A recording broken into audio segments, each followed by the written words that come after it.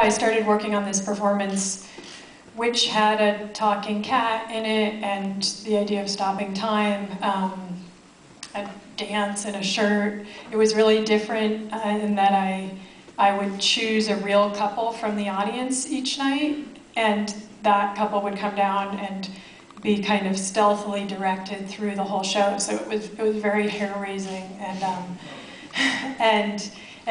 I loved the participatory aspect. By the time I finally did it in New York, I think I realized this was going to be a tough, like it worked for the run of the show, but I thought, maybe now would be a great time to make a second movie, and maybe I've sort of tricked myself into it, you know, like I don't have to come up with an idea like this is still really interesting to me and maybe would be even more interesting in a less avant-garde context. Yeah, so that was the way in. And was the dynamic that evolved between the couple in the film gleaned from experiences of the couples that you were working with, or was that very, very personal and subjective? No, it didn't really have to do with the couples, although what I did learn through that was that, you know, I was trying to choose couples that had been together for a long time, and almost every night after the performance, you know, that I basically just arbitrarily plugged these people into, they would have this like kind of stricken look, whoever they were, and be kind of like, you have no idea, like how this is our story, you know, like sometimes to an intense degree, you know, it's like a whole other movie. So they had kind of often acted out their story in front of an audience, and I think that did make me feel like, in a way, that's what you want. You want, before you make the movie and do all the work, you want to know that it's going to be relevant to an audience, and I had sort of already done that. And I think it also evolved. I mean, for me, it became in a way less about an affair and more about someone who wanted to flee their life, you know? So,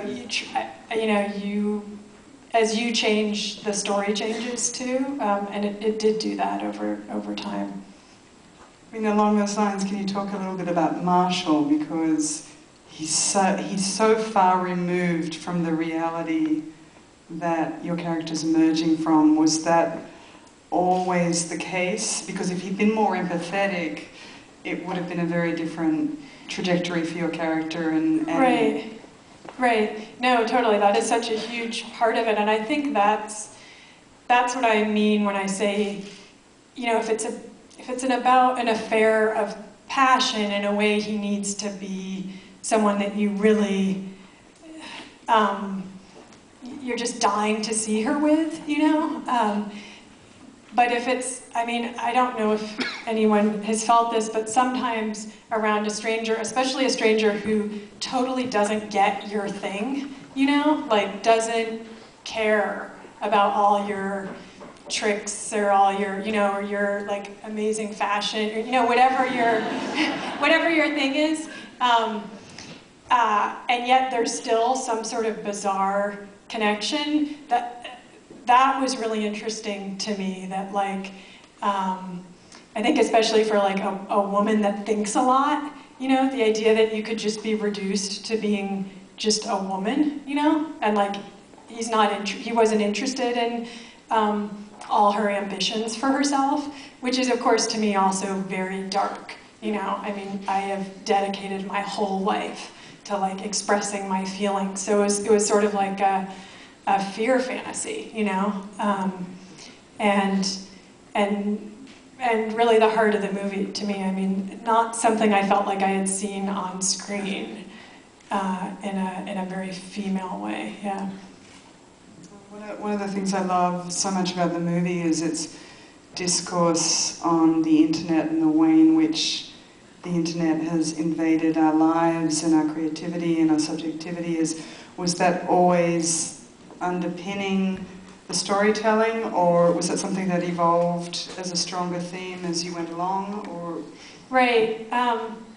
Yeah, I mean, I don't want to make stuff about technology. It's so boring to me in a way, like that. I'm not like a techie, whatever, theorist or something. And yet, it's really weird to me that in my adult lifetime, this thing was invented that rules my life and probably will to the very end. You know, like, really that happened? Like, I so didn't see that coming when I was like 12, you know, like I pictured my future and I didn't picture it like, you know, getting home and going to this thing or waking up and going to the computer or checking my phone. You know, I didn't know that the time would be doled out in that way. And so it seemed like to have it be realistic at all, especially since, you know, I have someone trying to make something, which is always made harder for the most part by the internet, like the creative part of it. I had to have the internet in there, and then in order for anything to happen at all, they had to turn it off, you know? So yeah, I did it as little as I could, but I didn't want to just ignore that that would, of course, be part of the fabric of their lives.